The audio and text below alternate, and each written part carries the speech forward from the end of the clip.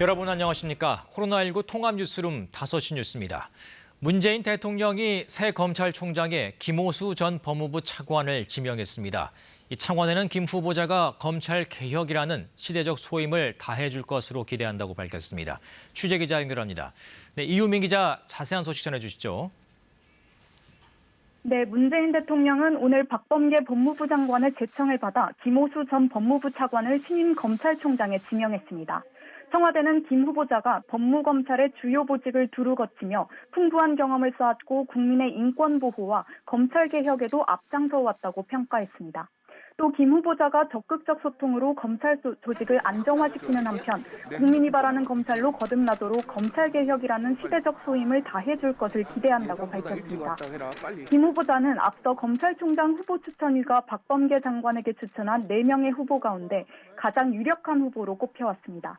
22개월간 법무부 차관으로 재직하며 박상기, 조국, 추미애 등 현 정부 법무부 장관 3명과 호흡을 맞춰온 만큼 검찰개혁에 대한 이해도가 높다는 평을 받았습니다. 2019년에도 윤석열 전 검찰총장과 함께 총장 추천위 후보군에 이름을 올리기도 했습니다. 또 공정거래위원장과 금융감독원장, 국민권익위원장 등의 후보로도 거론된 바 있습니다. 청와대 핵심 관계자는 다양한 분야에서 역량을 갖췄다는 방증이 아니겠냐고 말했습니다. 김 후보자는 지명 직후 기자들과 만나 어렵고 힘든 시기에 검찰총장 후보자로 지명돼 막중한 책임감을 느낀다고 말했습니다. 또 겸허한 마음으로 인사청문회 준비에 최선을 다하겠다고 밝혔습니다. 지금까지 사회부에서 KBS 뉴스 이유민입니다. 코로나19 신규 확진자는 주말 영향으로 488명으로 집계됐습니다. 이 백신 부족 우려가 제기되는 가운데 정부가 조금 전 구체적인 백신 수급과 접종 계획을 발표했습니다. 취재기자 연결합니다. 네, 전현우 기자, 정부가 당초 자신한 대로 백신 물량 차질 없이 들어오는 건가요? 네, 정부가 조금 전 오후 5시부터 브리핑을 열어 백신 수급 물량과 접종 계획에 대해 발표했습니다. 아스트라제네카 백신의 경우 오는 14일부터 6월 첫째 주까지 총 723만 회분이 순차적으로 공급될 것이라고 밝혔습니다. 화이자 백신은 이번 달과 다음 달에 걸쳐 총 500만 회분이 순차적으로 공급될 예정이라고 정부는 설명했습니다. 이 같은 백신 수급에 따라 화이자 백신 접종이 진행 중인 75세 이상 어르신에 대해서는 6월 말까지 1차 접종을 완료하고 60에서 64세 어르신도 이달 6월 초부터 아스트라제네카 백신을 접종받게 될 것이라고 정부는 설명했습니다. 네, 그리고 오늘 발표된 코로나19 확진자 수는 다소 줄었죠? 네, 맞습니다. 코로나19 신규 확진자는 오늘 0시 기준 488명으로 집계됐습니다. 지역별로 국내 발생 확진자는 서울 123명, 경기 129명, 경남 44명 등입니다. 어제까지 백신 1차 접종을 마친 사람은 전체 인구의 6.6%에 해당하는 339만여 명입니다. 방역당국은 지난주 1일 확진자 수가 평균 590명대로 한 주 사이 9% 가까이 줄었다며 확산세가 안정되고 있는지 추이를 살펴보고 있다고 밝혔습니다. 날씨가 따뜻해지면서 실내 활동이 증가했고 실내 환기도 용이해졌기 때문으로 정부는 일단 보고 있습니다. 유흥시설 집합금지 효과도 있었다고 설명했습니다. 하지만 보건당국은 5월 가정의 달 행사와 휴일이 이어지면서 이동과 모임이 잦아질 것으로 보여 안심할 수만은 없다고 밝혔습니다. 이달 초로 어떻게 보내느냐가 앞으로 큰 영향을 미치는 만큼 가족 모임과 행사를 자제해달라고 당부했습니다. KBS 뉴스 전현우입니다. 문재인 대통령이 최근 일각에서 백신 부족에 대한 지적이 나오는 것과 관련해 사실이 아니라고 반박했습니다. 이 상반기 1,200만 명 접종 목표를 1,300만 명으로 높일 수도 있다고 밝혔습니다. 김경진 기자가 보도합니다. 3주 만에 특별방역 점검회의를 다시 주재한 문 대통령. 먼저 백신 도입이 당초 계획 이상으로 원활하게 진행되고 있다고 평가했습니다. 인구수 대비 2배 이상 많은 백신 물량을 이미 확보했고 지난달까지 300만 명 접종하기로 한 목표는 10% 이상 초과 달성했다고 설명했습니다. 시기별 백신 도입 물량을 최대한 효과적으로 활용한다면 상반기 1,200만 명 접종 목표를 1,300만 명으로 상향할 수 있을 것이라는 보고도 받았습니다. 그러면서 11월 집단 면역 달성 목표도 계획보다 앞당길 수 있도록 총력을 기울여달라고 당부했습니다. 국내 백신 개발도 주문했습니다. 백신 확보를 위한 무한 경쟁 속에서 백신 주권 확보가 중요하다며 성공 가능성이 높은 국내 기업에 대한 과감한 지원을 요청했습니다. 그러면서 한국이 백신 생산에 있어 글로벌 허브가 될 수 있는 나라로 주목받고 있다고 강조했습니다. 특히 세계 2위의 바이오 의약품 생산 능력을 보유한 국가란 점을 역설했습니다.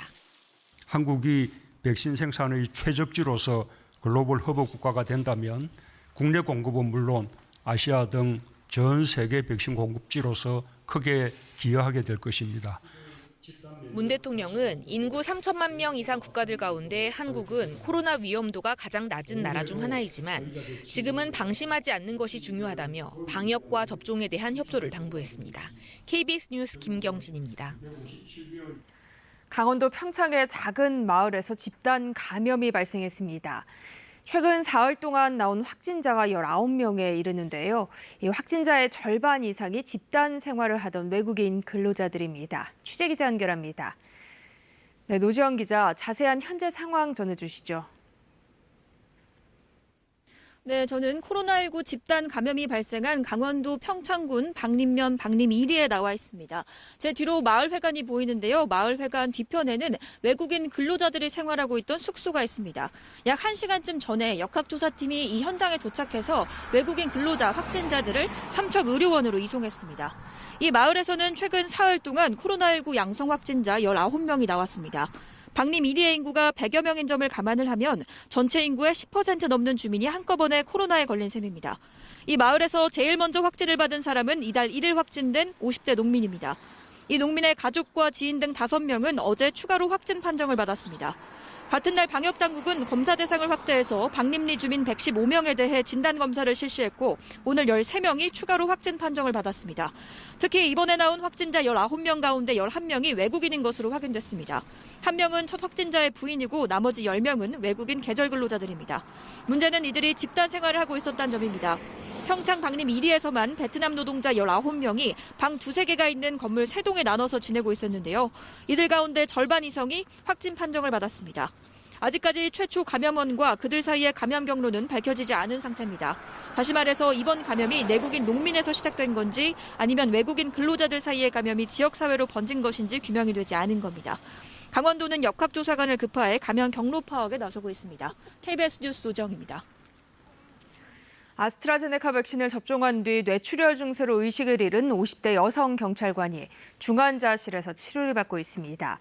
김원준 경기 남부경찰청장은 오늘 기자간담회에서 해당 경찰관에 대한 질문에 이같이 답했습니다. 김 청장은 어제 수술이 진행됐고 2-3일간 경과를 봐야 한다면서 백신과의 인과관계 문제는 깨어난 뒤 조사해 판단할 수 있다고 설명했습니다. 해당 경찰관은 지난 29일 정오쯤 접종을 받고 4시간 뒤 두통 증세를 보이다 이틀 뒤 증상이 심해졌고 지난 2일 의식을 잃었다고 김 청장은 설명했습니다. 지난해 3월부터 금지됐던 공매도 제도가 오늘부터 부분 재개됐죠. 이 재개 첫날 코스피는 소폭, 코스닥은 비교적 큰 폭으로 하락했습니다. 임주영 기자입니다. 1년 2개월 동안 중단됐던 공매도가 오늘부터 부분적으로 다시 시작됐습니다. 대상은 시가총액이 크고 거래량이 많은 종목인 코스피 200과 코스닥 150 지수로 한정됐습니다. 공매도 재개 첫날 코스피는 소폭 내렸고 코스닥은 비교적 큰 폭으로 하락했습니다. 코스피는 오전에 등락을 거듭하다 오후 들어 내림세로 돌아선 뒤 전 거래일보다 0.66% 하락했습니다. 개장 직후부터 하락세를 보이던 코스닥은 전 거래일보다 2.2% 하락한 채 거래를 마감했습니다. 공매도 재개로 인한 시장 충격은 크지 않았지만 투자자, 종목별로 온도차를 보였습니다. 코스피에서 개인 투자자는 6천억 원 가까이 순매수했고 외국인은 4천억 원 넘게 순매도했습니다. 코스피 시가총액 상위 10개 종목의 주가 흐름을 살펴보면 삼성전자와 SK하이닉스, 현대차 같은 대형주들은 장중 오름세를 지속했습니다. 반면 제약과 바이오 업종은 내림세였는데 셀트리온은 6.2%, 삼성바이오로직스가 3.86% 하락했습니다. 증시 전문가들은 공매도 재개 영향력이 지수 전체보다는 종목별로 더 뚜렷하게 나타났다면서 오늘 하락장에는 공매도 외에도 아시아 증시의 동반 약세 같은 여러 요인이 작용했다고 분석했습니다. KBS 뉴스 임주영입니다. 네, 코로나19 관련 정부 관련 브리핑 들어보겠습니다. 현장 연결합니다. 1만 명에 대해서도 별도의 접종 계획에 따라서 군 병원 등에서 화이자 백신 등을 활용하여 접종을 시행하도록 하겠습니다. 이를 바탕으로 정부는 6월 말까지 당초 계획한 1,200만 명의 예방접종을 달성하고 1,300만 명까지 접종할 수 있도록 노력하겠습니다. 하반기 백신 공급도 만전을 기하여 11월 집단 면역을 달성하겠습니다. 질병관리청은 국민들께서 예방접종을 신속하고 효율적으로 받으실 수 있도록 온라인 예방접종 예약 시스템을 운영하고 있으며 온라인 예약이 어려운 어르신들을 위해서 콜센터에 전화 예약을 지원하고 읍면동 주민센터에서도 예방접종 지원을 해드릴 계획입니다. 또한 예방접종의 전 과정을 통합관리할 수 있도록 스마트폰 앱도 구축하고 있으며 자녀 백신이 발생한 경우에 사전에 동의하신 접종 희망자에게 접종 가능 알림 등을 제공하는 기능도 개발하겠습니다. 방역당국은 국민들께서 접종의 접근성과 편의성을 높여드리고 신속한 예방접종을 통한 집단면역 조기 달성을 위해 접종 기간도 확충하겠습니다. 특히 화이자 백신의 경우에는 7월부터는 병원급 이상 위탁 의료기관 중 일부 기관을 화이자 백신 접종 위탁 의료기관으로 지정하여 접종의 역량을 높여갈 계획입니다. 상반기 중 접종 대상자 확대, 접종 기간 확충 등을 통해 접종 역량 제고 등을 통해 9월 말까지는 접종 가능한 모든 국민이 1차 예방접종을 받으실 수 있도록 하여 전 국민의 70% 수준인 3,600만 명의 국민께서 1차 접종을 마치실 수 있도록 최선의 노력을 다하겠습니다. 감사합니다. 예, 다음으로 네, 지금까지 코로나19 백신 접종 관련 정부 브리핑 들으셨습니다. 뉴스 계속 이어가겠습니다. 네, 경찰청 국가수사본부가 전직 행정중심 복합도시 건설청장에 대해 구속영장을 신청했습니다. 또 투기 의혹으로 지금까지 국회의원 5명을 포함해 모두 2천여 명을 내사 수사 중이라고 밝혔습니다. 이수민 기자입니다. 경찰청 국가수사본부가 세종시에서 부동산 투기를 했다는 의혹을 받고 있는 전 행정중심 복합도시 건설청장 이모 씨에 대해 구속영장을 신청했다고 밝혔습니다. 부패방지법 위반 혐의입니다. 그동안 국가수사본부는 이 씨에 대해 소환 조사를 2번 진행했고 지난주 금요일 구속영장을 신청했다고 설명했습니다.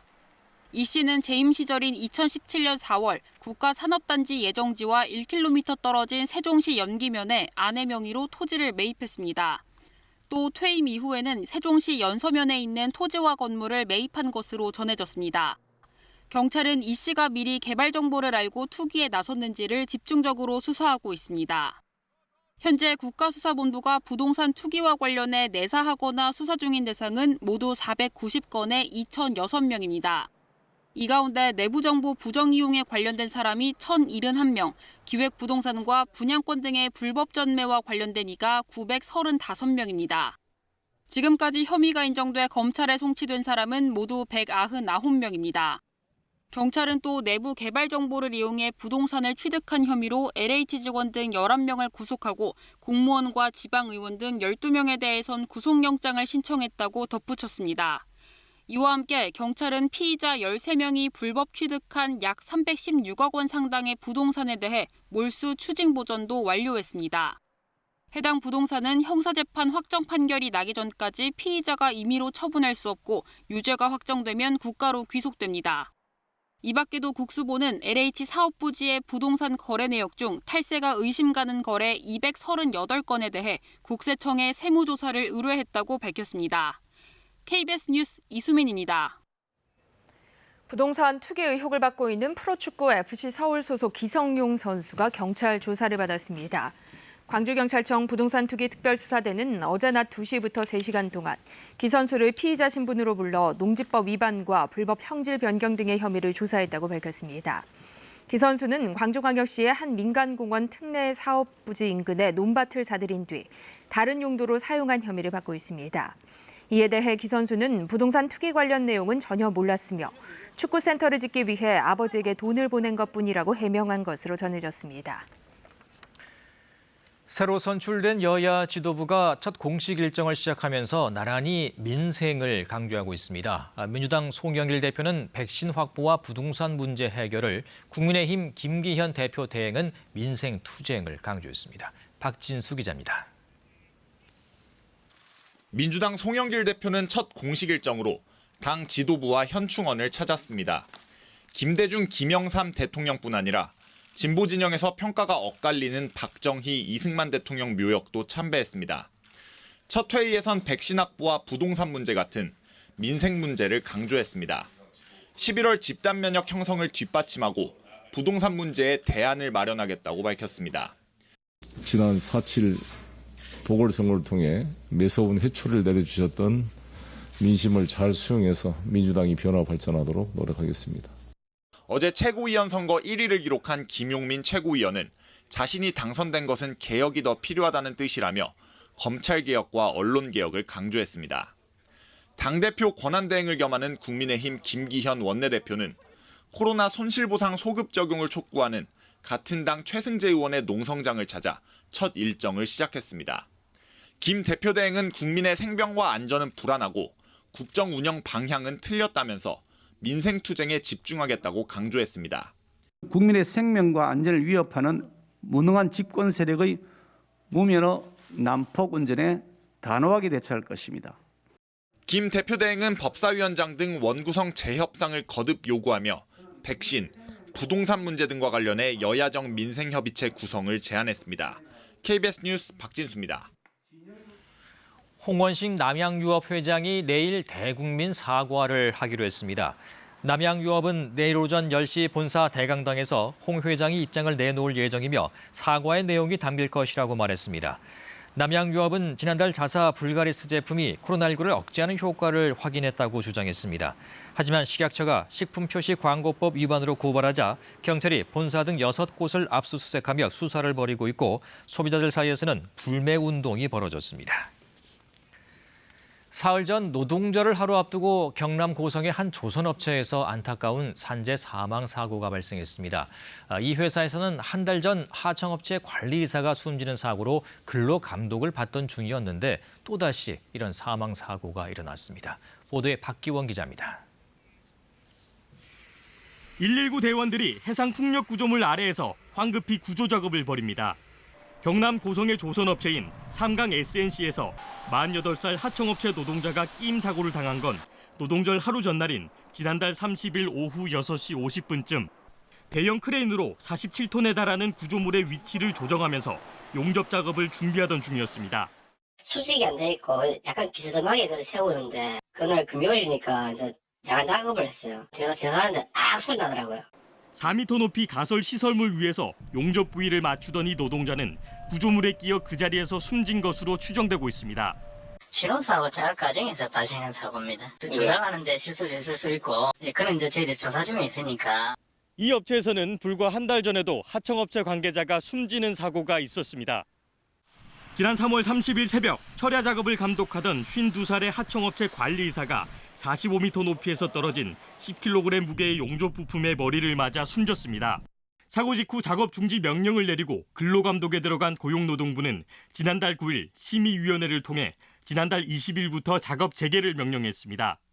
작업을 재개한 지 불과 열흘 만에 또 사망 사고가 난 겁니다. 매일 7시, 8시까지 잔업하고 그래요. 수주가 내년 말까지 밀려가지고 좀 바쁜가 봐요. KBS는 회사 측에 사고와 관련한 입장을 수차례 물었지만 답변하지 않았습니다. 고용노동부는 또다시 작업 중지 명령을 내린 뒤 원청과 하청 관계자를 불러 사고 원인을 조사하고 있습니다. KBS 뉴스 박기훈입니다. 김진욱 공수처장이 이성윤 서울중앙지검장을 조사하는 과정에서 관용차를 제공한 사건과 관련해 경찰이 고발인 조사를 진행했습니다. 서울경찰청 반부패 공공범죄수사대는 김 처장과 이 지검장을 고발한 시민단체 투기자본감시센터 윤영대 대표를 오늘 오전 불러 조사했습니다. 투기자본감시센터는 지난달 13일 김 처장이 이 지검장에게 제공한 편의는 100만 원을 초과하는 금품이며 두 사람은 서로의 기소 여부를 최종적으로 결정할 수 있는 상호간 이해관계가 있다라고 주장하며 국가수사본부에 고발했습니다. GTX D 노선이 서울이 아닌 부천까지 연결될 거란 발표 이후 김포 검단 신도시 주민들의 반발이 거셉니다. 특히 김포는 인구가 계속 늘고 있지만 서울로 가는 철도망은 2량짜리 경전철뿐이라며 원안대로 서울까지 연결해달라고 요구하고 있습니다. 정지주 기자입니다. 지난 1일 경기도 김포시청 앞 모습입니다. 자동차 200여 대가 이렇게 모였습니다. GTX 노선 연장하라는 홍보물이 붙어 있죠. 자, 시청 정문에는 이렇게 군조화한 수십 개가 놓였습니다. 역시 GTX 노선 변경을 비판하는 문구가 보입니다. 밤에는 촛불 집회로도 이어졌는데요. 부슬비가 내리는 쌀쌀한 밤이었지만요, 수많은 시민들이 참석을 했습니다. 산책 나왔다가 동참했다는 분들도 상당수였다는데요. 김포와 검단 시민들 단단히 화가 났습니다. 바로 수도권 광역 급행철도 GTX라고 하죠. 그 노선 축소 계획 발표 때문입니다. 지난달 22일인데요. 국토부가 발표한 거를 보면은요. 관심을 모았던 GTX D 노선은 이렇게 김포 장기와 부천 종합운동장을 연결하는 것으로 나왔습니다. 그 길이가 21.1km입니다. 김포에서 부천까지의 이동 시간이 69분에서 15분으로 줄게 된다죠. 하지만 이 노선 경기도나 인천시가 제안했던 것보다 훨씬 짧습니다. 경기도는 김포에서 서울 강남을 지나 하남에 이르는 68km 노선을, 인천시는 인천공항과 김포를 양 기점으로 합는 Y자 형태의 110km 노선을 건의했지만 정부와는 많이 달랐습니다. 타당성이라든지 수도권 지방 간 투자 균형, 그다음에 기존 노선의 영향 등을 종합적으로 고려해서 서부권 광역 급행철도를 장기 부천 종합운동장으로. 자, 국토부는 자치단체 요구대로 GTX 노선을 지으려면 막대한 사업비가 필요하고요. 또 서울 지하철 2호선, 9호선 노선과 중복된 곳이 있다면서 축소 이유를 밝혔습니다. 이거 주민들의 기대와는 너무 다릅니다. 서울로 출퇴근하는 분들이 많은데 철도망은 2량짜리 이 김포 골드라인 경전철이 전부죠. 혼잡도가 최고 285%에 달합니다. 실제 어느 정도인지 KBS 취재진이 탑승을 해봤는데요. 출근 시간대입니다. 화면에 잡힌 사람만 19명입니다. 설 수 있는 곳에는 다 섰습니다. 옆 사람과 딱 붙어서 이렇게 가야 합니다. 방송은 이런 상황에 기름을 붓고 있죠. 사회적 거리두기 2단계를 시행하고 있습니다. 국민 여러분께서는 2m 거리두기 등 항상 9시나 6시 정도 되면 되게 사람이 많아서 너무 불편하기도 하고 숨도 안 쉬어지고 그랬어요. 그 열차 한 번에 탈 수 있으면 그날은 운이 좋은 거라죠. 몸이 좀 많이 낑기고 사람들이 많이 있어요. 김포시 인구가 48만 명 정도라는데요. 2량짜리 김포 골드라인만으로는 턱없이 부족합니다. 심지어 이거 하루 이용객이 7만 명에 육박한다는데요. 지옥철이라는 불명예스러운 수식어가 붙었습니다. 국토부와 협의 과정에서 수요 예측 실패했고요. 경제적 이유 등도 반영돼 이렇게 됐다는데 이 GTX 노선에 거는 기대가 컸는데 이게 축소가 되니까 반발이 거세진 겁니다. GTX 원안으로 강남 직결 완성하라! 자, 국회 앞으로도 갔습니다. 시민들은 축소된 김포, 부천 종합운동장 노선으로는 골드라인 혼잡도도 해결을 못하고 불편만 계속될 거라고 주장을 하고 있습니다. 청와대 국민청원에도 관련 청원이 10개가 넘게 이렇게 올라왔습니다. 노선 변경 요구부터요. 김포시 공무원과 정치인들의 책임을 요구하는 그런 청원도 있는데요. GTX D 노선을 포함한 제4차 국가철도망 구축 계획안은 다음 달에 확정될 예정입니다. KBS 뉴스 정지주입니다. 이어서 오늘의 주식 시황을 KB증권에서 전해드립니다. KB증권입니다. 공매도 재개 첫날인 오늘 코스피가 지지부진한 흐름을 보이며 혼조세를 보인 끝에 소폭 내림세로 마감했습니다. 코스닥 역시 시총 상위주들이 약세를 보이면서 2% 넘게 하락했습니다. 오늘 코스피는 20.66포인트 내린 3,127.2에 코스닥은 21.64포인트 하락한 961.81에 마감됐습니다. 지난 주말 미국 증시는 기업 실적과 경제 지표의 호조에도 고점 부담감 속에 일제히 하락 마감했습니다. 코스피 역시 공매도 재개에 대한 불안감에 보합권에서 등락을 거듭하더니 외국인과 기관의 매도세에 하락 마감했습니다.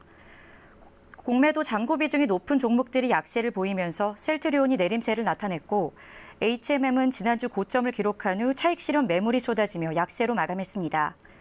반면 호텔신라가 1분기 실적이 사상 기대치를 크게 웃돌면서 강세를 보였고 삼성생명은 삼성과의 지분 상속 소식에 상승 마감했습니다. 대우 조선해양은 대규모의 공급 계약 소식이 전해지며 52주 신고가를 경신했습니다. 오늘 원달러 환율은 11원 70전 오른 1,124원의 거래를 마쳤습니다. 지금까지 KB증권이었습니다. 화요일인 내일 전국에 비가 내리겠습니다. 아침에 서울과 경기 북부, 강원 영서 북부 지역에서 비가 시작돼 오전에는 충청과 호남 지역, 오후부터는 전국 대부분 지역에 비가 내리겠는데요. 특히 다량의 수증기가 들어오면서 내일 오후부터 제주도에서는 많은 비, 세찬 비가 쏟아지겠습니다. 제주 산간 지역에서 많게는 250mm 이상, 경기 북부, 강원 영서 북부, 지리산, 남해안에서는 최고 80mm가량의 많은 비가 내리겠고요. 그 밖의 지역, 서울과 그 밖의 수도권, 그 밖에 강원 영서 지역에서도 최고 60mm, 그 밖의 지역은 5에서 40mm가량의 비가 내릴 것으로 보입니다. 비가 내리는 동안 벼락과 돌풍이 동반되는 곳이 많겠고 곳에 따라서는 바람이 매우 강하게 불겠습니다. 안전사고에 유의하셔야겠습니다. 비는 어린이날 새벽에 그치고 아침부터는 하늘이 차차 맑아지겠습니다. 내일 아침 기온은 서울이 12도 등으로 오늘보다 높겠습니다. 낮 최고 기온은 서울이 19도, 청주 24도, 광주 22도, 대구 23도로 오늘보다 조금 낮겠습니다. 바다의 물결은 전 해상에서 높게 일겠습니다. 날씨였습니다. 코로나19 통합뉴스룸은 7시 뉴스에서 이어집니다. 시청해주신 여러분 고맙습니다.